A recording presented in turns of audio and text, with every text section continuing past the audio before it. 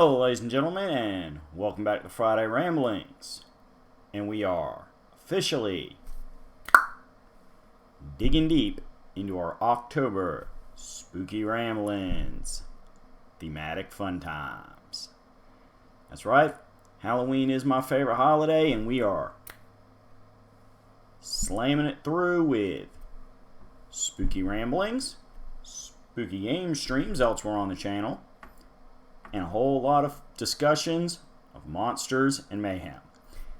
This week we are going down deep into the depths of the past as we're discussing the other great monster movie studio.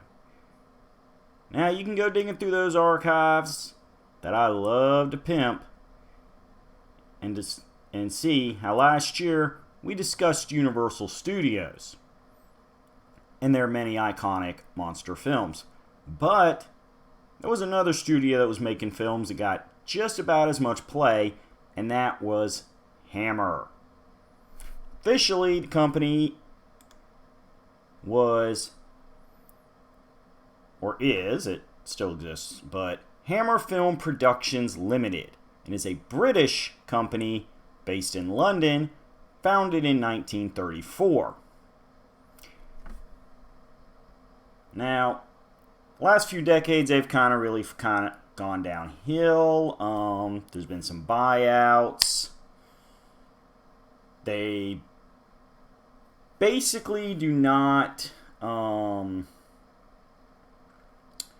haven't really produced anything since the 1980s. They're basically just keeping their old stuff in print.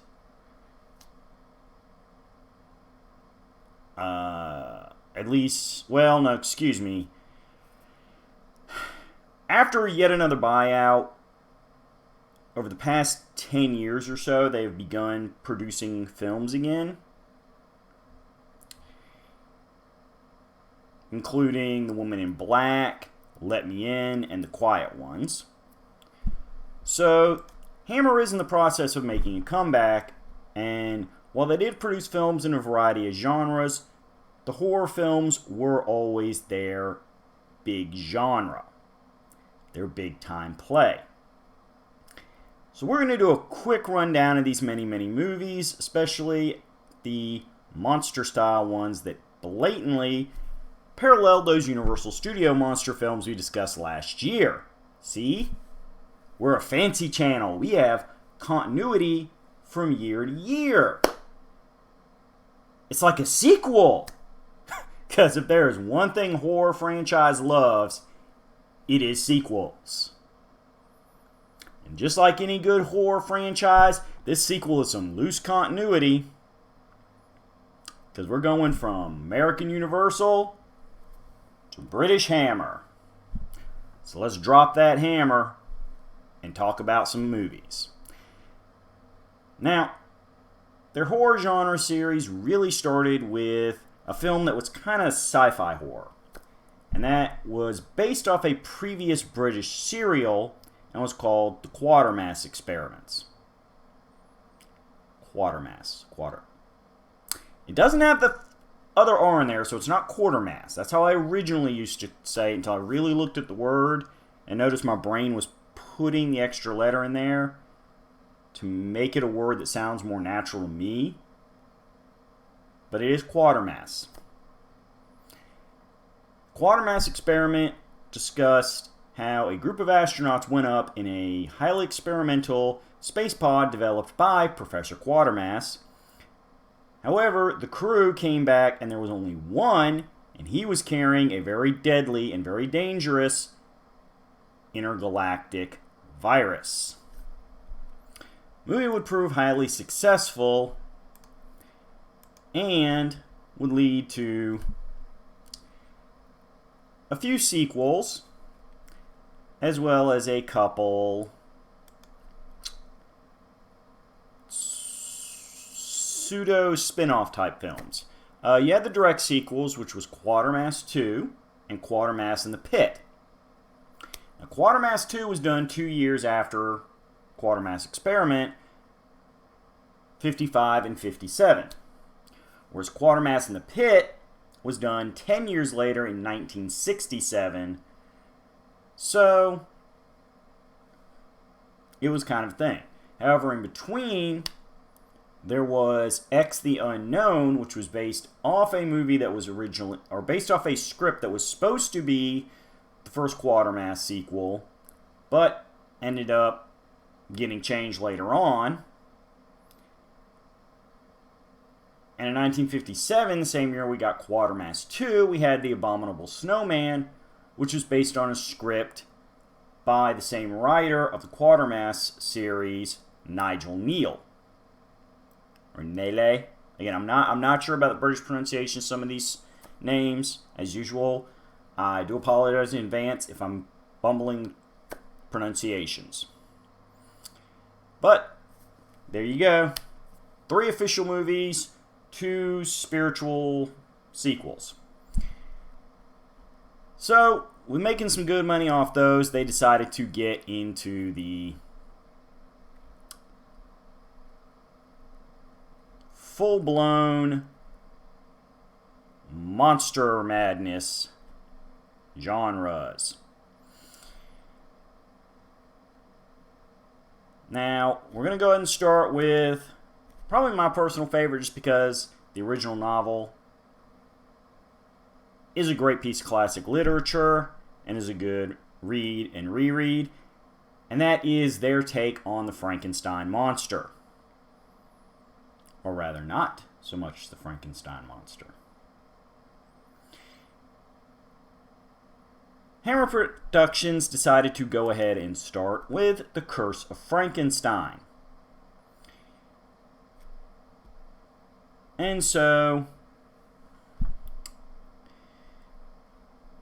led to a series of sequels, including The Revenge of Frankenstein, The Evil of Frankenstein, Frankenstein Created Woman, Frankenstein Must Be Destroyed, The Horror of Frankenstein, which was not technically a sequel, but a kind of more humorous remake of the original Curse of Frankenstein. Finally, Frankenstein and the Monster from Hell. Now, what makes the Frankenstein movies done by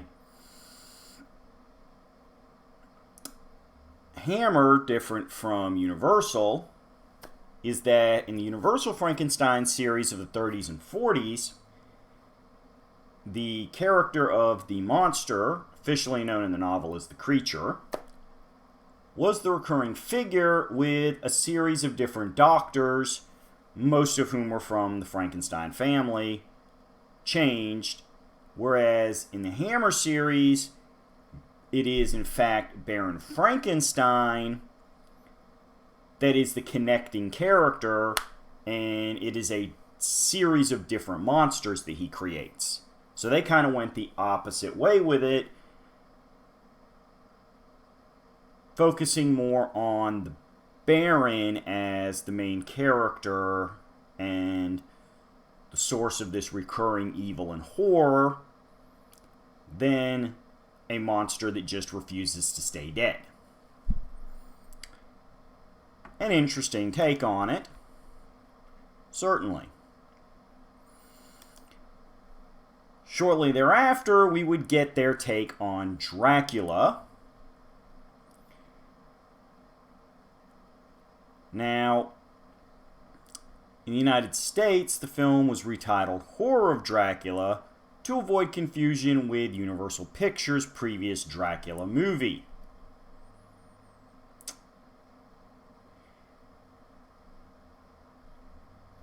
It obviously made a lot of good money, since we are talking about sequels and franchise characters.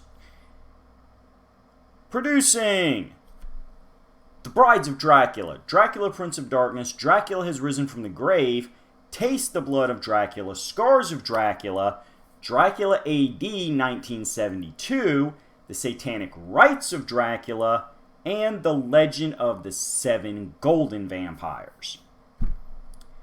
Now, The Brides of Dracula does not include Dracula directly, but is still considered part of the loose continuity series due to Dr. Van Helsing returning from the previous film.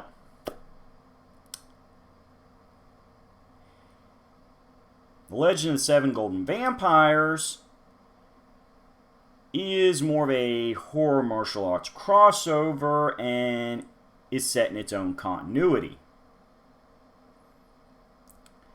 as well as having a few internal continuity goofs. Now, this is not something unheard of in the Dracula films. The simple truth is that from film to film, there were various continuity goofs and more than one flat-out continuity reset, so it is not so much a tight franchise as a loose connection of Dracula films. Or rather, Dracula feuding with Van Helsing, because as we discussed, Brides of Dracula is kind of more of a spin-off film, because you have Dr. Van Helsing returning, but he's fighting different vampires, not Dracula himself. So, that's just the way it goes. It's a simple fact that back in the 50s and 60s, the ideas of sequels were, again, pretty tied in directly to things like horror and sci-fi genre, and they weren't concerned about one over spanning story arc so much as they were concerned with making money. And as such, they were not concerned with internal continuity, building shared universe stuff. Some of the Universal franchises did later do some crossover films. Hammer did not delve into that so much. But it's all good. These are excellent Dracula films in their own right, and did much to inspire the modern image of Dracula, specifically in the distinct fangs and the glowing red eyes. Something that the Hammer film Draculas did to very much distinguish themselves from the Universal Dracula films. Now, from there on, the other major sub-franchise we have, in that it is one that got direct sequels and has continued to stay in print over the decades, is The Mummy. Now, Hammer put their original Mummy film out in 1959,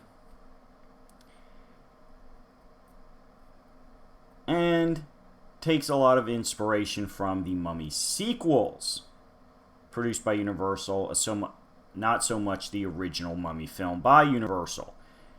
Again, let me kind of reiterate, I didn't do a really good job of setting this up in the beginning, but most of the Universal monster films were done in the 30s and 40s, whereas Hammer did not start until the 50s, when Universal's original golden age was starting to wind down. So, yes, Hammer did come after, but to all credit, it is not always first is best. In a lot of cases, especially when you're getting into the sequels, the later groups to take literary influence and existing monsters and put modern cinematic takes on them benefit from seeing what went wrong by other studios attempting it first and learning from mistakes. Now, I'm certainly not trying to insult Universal stuff. They are wonderful films, but let's not dismiss the Hammer films because they came well after the competitor's product, and they did take a little influence here and there from it. There is nothing wrong with that in the movie-making business. Many of these Hammer films are considered by experts to be as good, if not better, than what Universal had done in previous decades, so you know what? It's all good. All these films have their own fan community. They are all worth watching for the monster aficionados. And that's what we're here to do on the channel. Help people find stuff they have never seen before. So, the Mummy franchise did not last as long as Dracula and Frankenstein. Actually, it was kind of like the Quatermass. Not quarter, quarter. Quada. Quada, quada. Blah. As it only ran for 4 films. This being The Mummy, The Curse of the Mummy's Tomb, The Mummy's Shroud, and Blood from the Mummy's Tomb. None of the sequels would directly relate to the original Mummy film that Hammer made in 1959. And because the sequels were all done in the 60s, and in the case of Blood from the Mummy's 271, when Hammer's monster stuff was itself starting to wind down, they were often seen as second-tier movies. For those people who do not remember the days of cinema that we are discussing, a lot of times you would get double billing films, where you would pay one ticket to see like 2 movies by the same studio, which is why a lot of the older films are short by current modern standards. They didn't expect people to sit there and devote all day watching 2 movies that clocked in at 2.5 and 3 hours apiece. Nowadays, everything is competing with everything, even if they're from the same studio, which frankly is kind of insane. You know, it's like, guys, really? There's enough money on the table for everybody. But as I was saying, that the Mummy sequels were usually centered as the second of the films in these double bill showings, and as such were not positioned as the big thing to draw you out to the theater. They were more of the sidekick films. Again, there's nothing inherently wrong with them. They just maybe didn't get quite as much budget as some of the other horror films. Wasn't quite as much pressure to put on the script. You know how it goes. Again, even in modern times, the studios, they'll go all in on their summer blockbusters or their Christmas family movies. Those movies that get released in like, you know, late March, you know, mid-May. That's kind of the stuff they release just to have new product to release, kind of thing.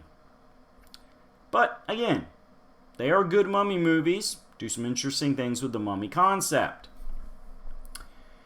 So,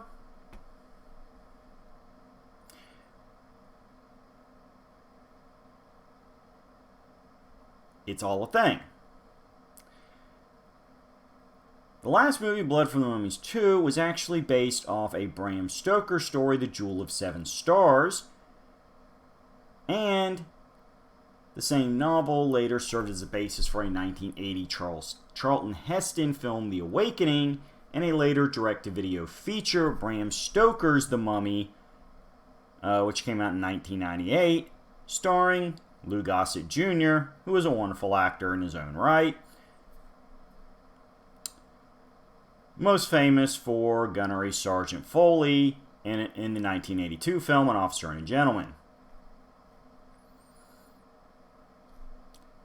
Now, that's a pretty good chunk of movies there, but that is not everything. Nope, there was a lot of other stuff done in between, and we're going to give you a quick rundown of this. Trying not to make this quite as long as my previous video. I know my rambling's usually nice little 30, 35 minute chunks, so the last one went a little long. We're talking literature. We're going to blast through these other movies real quick. Try not to keep you here all day. Other horror films produced by Hammer included The Hound of the Baskervilles, based off the Sherlock Holmes novel, The Man Who Could Cheat Death, The Two Faces of Dr. Jekyll, as well as 12 years later, Dr. Jekyll and Sister Hyde, in which we have a gender-swapping twist. The Curse of the Werewolf, which was Hammer's only werewolf film, and Oliver Reed's first starring role. Also, The Shadow of the Cat, one of many versions of The Phantom of the Opera. The Gorgon, The Witches, starring Joan Fontaine, released in the United States as The Devil's Own. The Plague of the Zombies, because you gotta have a zombie film in there somewhere, folks. The Reptile, Rasputin the Mad Monk, because everybody likes messing with Rasputin. Whew, there's a guy that could take a whole episode discussing himself. The Devil Rides Out, also known as The Devil's Bride in the United States. Hands of the Ripper, about the daughter of Jack the Ripper, as well as several more vampire and vampire-esque films, including Countess Dracula, based on the legends surrounding the Blood Countess, Elizabeth Bathory. The Kiss of the Vampire, Vampire Circus, Captain Kronos Vampire Hunter, and most infamous, in all reasons, is kind of why we're going to end here, folks. Probably the most infamous Hammer horror films, especially among cinema historians, and that is their loose trilogy of films based on Sheridan Le Fanu's vampire novella Carmilla. Now, Carmilla did predate Bram Stoker's Dracula by about 25 years. However, Bram Stoker's Dracula was much more popular because one of the things about Carmilla is that it involved a female vampire who still stalked female victims, which means the movie contained serious lesbian undertones. Now, I personally don't mind those. I have nothing against, that lifestyle. Unfortunately, you have to understand, Carmilla was written in 1872, and in the 1870s, that was not something polite society liked to be reminded of. It was one of those things that, okay, we know there are women that do those kind of things with other women happily, but we don't talk about it. We know it's there.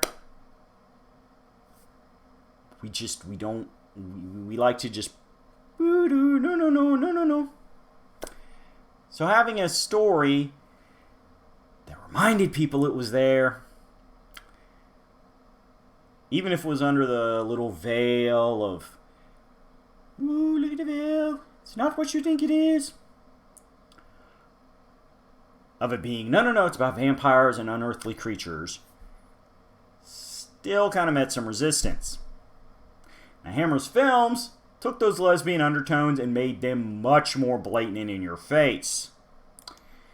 For reference, the three films are The Vampire Lovers from 1970, featuring Polish actress Ingrid Pitt, Lust for a Vampire from 1971, and Twins of Evil, also from 1971. Now again, this is not like one ongoing story, it's more of three films basically based off the same source material. And all done by different directors. Vampire Lovers was Roy Ward Baker. Lust for a Vampire was Jimmy Sangster. And Twins of Evil was John Hughes. Not John Hughes, the guy we know, a different spelling. John Hughes, with an O. Besides bringing back that whole lesbian undertone thing, they, as I said, shoved those undertones right up in people's face. Right up in there. Right up in there. Notice me. with some of the most explicit scenes of lesbianism yet seen in mainstream English language films, along with a corresponding increase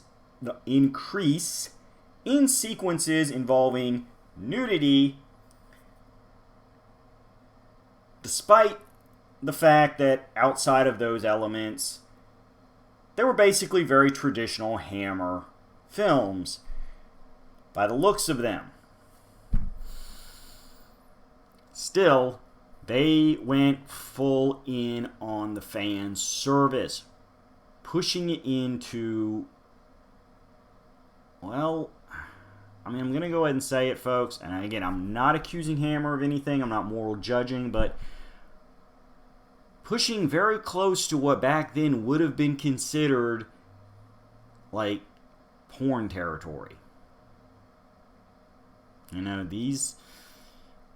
Nowadays, we really wouldn't blink at these films by and large because we are in a post-Carmilla world.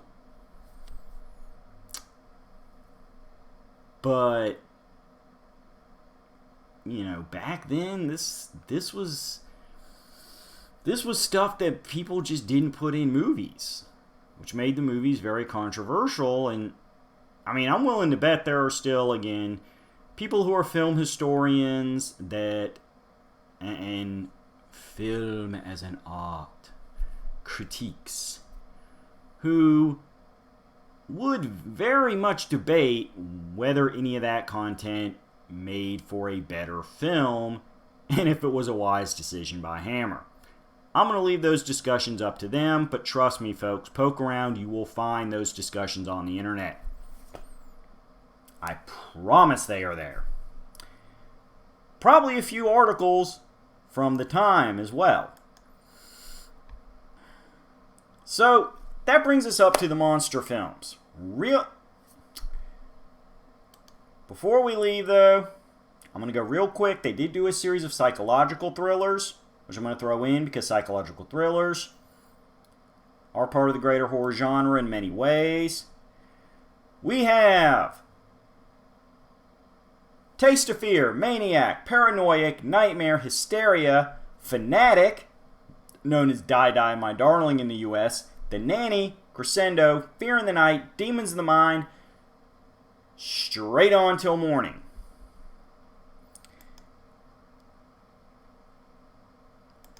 So, before we end it all, let's just kind of go back, pull it back a little bit. We're going to discuss some of the actors and actresses that showed in them repeatedly, serving as the backbone for Hammer Productions and the faces of the films, and thus the company. You had Ralph Bates, who appeared in both Frankenstein and Dracula movies. Shane Briant, who appeared in Frankenstein, The Monster from Hell, and Straight On Till Morning. Veronica Carlson was a leading lady in several Hammer films of the late 60s. Peter Cushing, Hammer's preeminent star from the late 50s through the mid-70s, having played Baron Frankenstein 6 times and Dr. Van Helsing 5 times, along with assorted other characters. Michael Gough, who had supporting roles in Dracula and The Phantom of the Opera. Andrew Keir, a Scottish actor who appeared in Quatermass in the Pit and Blood from the Mummy's Tomb. The iconic Christopher Lee, propelled to international stardom when he played Count Dracula in the 58 version, continuing to play it for 6 of the sequels. Today is regarded as one of the biggest horror stars in film history. And of course, has also played in The Man with the Golden Gun, Star Wars prequel trilogy as Count Dooku, Saruman in the Lord of the Rings film trilogy and the Hobbit film trilogy. Officially, he is Sir Christopher Lee, as he was knighted for his services to drama and charity in 2009.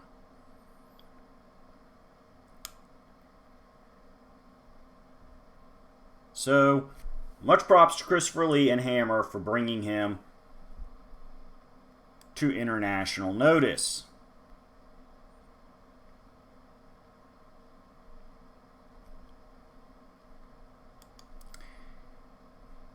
pretty much the biggest star that ever came out of Hammer.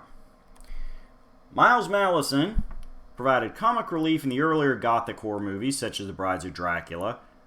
Francis Matthews played second leads in several Hammer films such as The Revenge of Frankenstein and Dracula Prince of Darkness. Ingrid Pritt, who had the lead roles in The Vampire Lovers and Countess Dracula.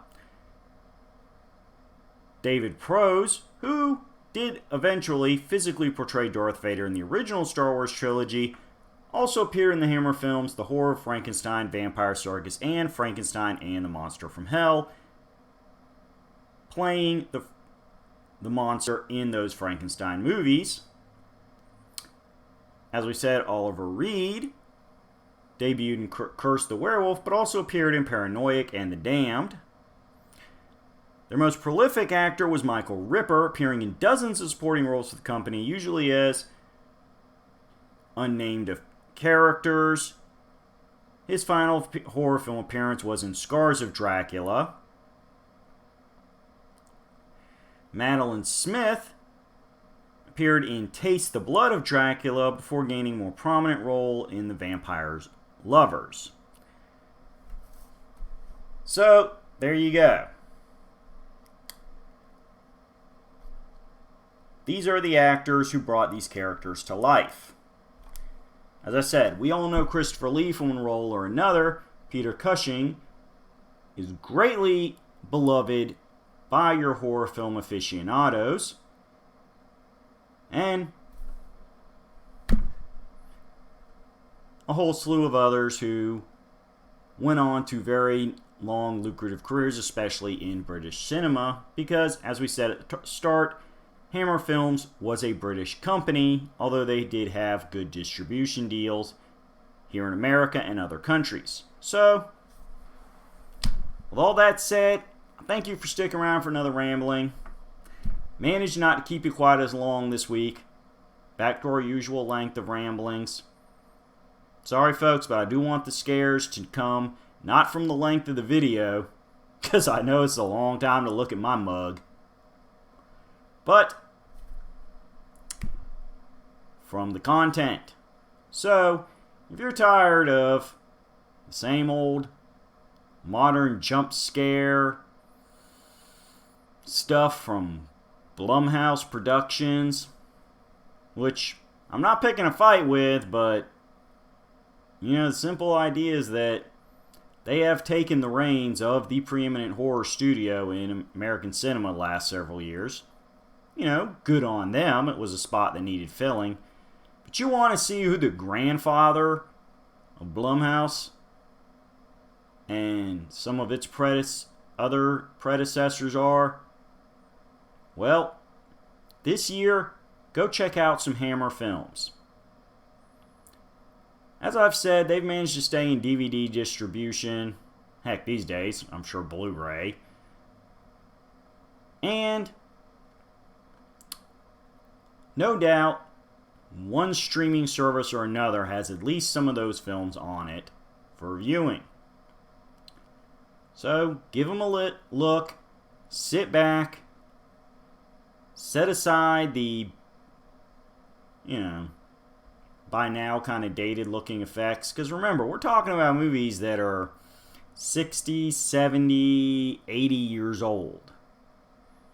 Nothing from those days is going to look like stuff from these days. It's just the nature of technology. Nothing wrong with that. Embrace the great acting. And when it's all said and done, remember, lock all your doors. Check under all your beds. Make sure every light is on.